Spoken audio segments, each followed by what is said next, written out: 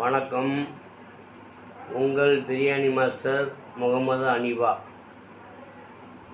கடந்த 25 ஆண்டு காலமாக பிரியாணி தாலிச்சால்னா சிறந்த முறையில் செய்து கொண்டிருக்கிறோம். தாலியானம் என்பது என் கைவந்த கலை. அதுபோல் பிரியாணி என்பதும் எனக்கு கைவந்த கலையாகும். என்னுடைய அனுபவத்தில் சொல்கிறேன்.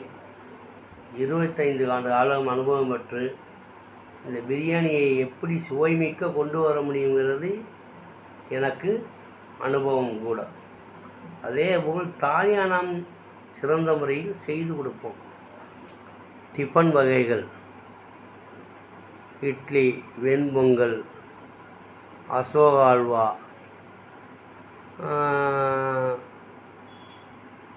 போண்டா, வடை, மற்ற ஐட்டங்கள் என்ன கேட்டாலும் செஞ்சு தருவோம். ஆமாம், சைவ சாப்பாடும் செஞ்சு தருவோம். டோர் டெலிவரியும் கொடுப்போம். என்னுடைய செல் நம்பர் 90 47 55 54 74. புதுக்கோட்டை மாவட்டம் கொளத்தூர் தாலுகா அண்டகுளம். முகமது அனீபா. மீண்டும் ஒரு முறை 90 47 55 54 74. அப்புறம் நண்பர்களே, தமிழகத்தில் வாழும் அனைத்து நண்பர்களும் எனது சகோதர சகோதரிகள், தாய் தங்கைகள், தாய் தந்தைகள். இப்படித்தான் என்னுடைய உறவு முறைகள். எனக்கு இன்னார் என்றெல்லாம் கிடையாது. மனிதர்கள் எல்லோரும் ஒன்று. மனிதர்களுக்குள் மனிதர் வேறுபாடு கிடையாது. இந்த பூமியிலே நாம் பிறக்கும்போது முதல் வாசகமாக நமது தாயை அம்மா என்று அழைத்தோம். அதுவே நமது தாய்மொழியாகும், நம் தமிழ் மொழியாகும். அப்புறமாங்க நம்ம இந்த மாசி மாதம், பங்குனி மாதம், சித்திரை மாதம்லாம் எல்லா கோயில்களிலும் திருவிழா வருது. எல்லா கோயில்களும் இல்லை, எங்கள் கோயில்கள். உங்கள் கோயில் இல்லை, என் கோயில் இல்லை, நம்ம கோயில்கள். எல்லா கோயில்களையும் திருவிழா வருது. தயவு செய்து இந்த மக்கள்லாம் ஆடல் பாடல், பாட்டு கச்சேரி இதையெல்லாம் தவிர்த்து விட்டு நாடகத்துக்கென்றே அர்ப்பணித்து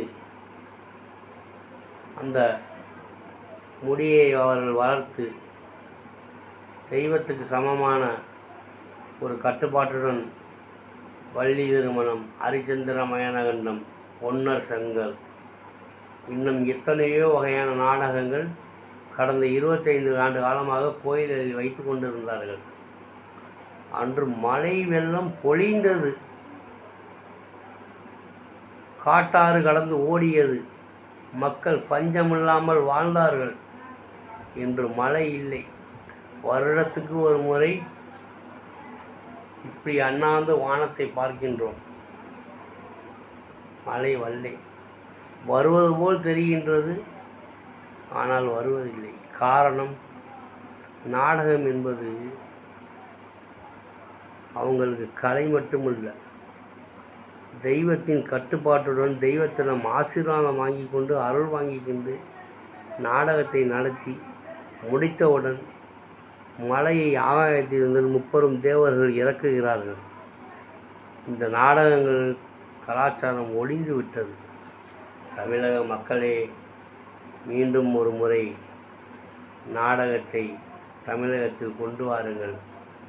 மழை வெள்ளத்தை கொண்டு வாருங்கள்.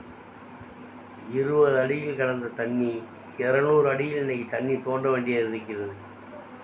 காரணம், பஞ்சம் தலைவிரித்தாடுகின்றது. எனக்கு இன்று 1979 பிறந்தேன். இன்று எனக்கு 47 வயசு நடக்கிறது. எனக்கு விவரம் தெரிய 7 அடியில் கையால் தோண்டுவார்கள். மம்பட்டியும் போட்டு தோண்டுவார்கள், கையால் மண்ணல்வார்கள். தண்ணி ஊத்தெடுக்கும். அதிலிருந்து வாளியில் மொண்டு வயல்களுக்கு ஊற்றுவார்கள். சோளம் விளையும், கடலை விளையும், நெல் விளையும், அத்தனை பயிர்களும் விளைந்து விளையாடுங்கள். அப்படி விளைந்த வெல்மணிகளை இன்றைக்கி நாமளாக அழித்து கொண்டோம். காரணம், அன்னத்தில் விண்ணத்தை கலக்கின்றோம். உரம் அதற்கு பெயர். இயற்கை விவசாயம் செய்யுங்கள். கோயில்களில் நாடகத்தை வையுங்கள். நாடகத்தார்களுக்கு சமர்ப்பணமாக அவர்களுக்கு ஒரு வாழ்வுரிமையை கொடுங்கள், வாழ்வாதாரத்தை கொடுங்கள். தமிழகத்தில் நாடகம்தான் வேணும் என்று தமிழகத்தில் நாடகம் தலைவிரித்து ஆடுகின்றதோ அன்றெல்லாம் பூமியில் மழை கொட்டும். இது அனிபாவின் கட்டளை. ஆண்டவன் சொல்கிறார், இது அனிபா சொல்கிறார். அனிபா சொல்கிறார், கண்டிப்பாக நீங்கள் நாடகம் வையுங்கள். மழை வெள்ளம் பெருக்கெடுத்து ஓடும், விவசாயம் செழிப்பாகும்.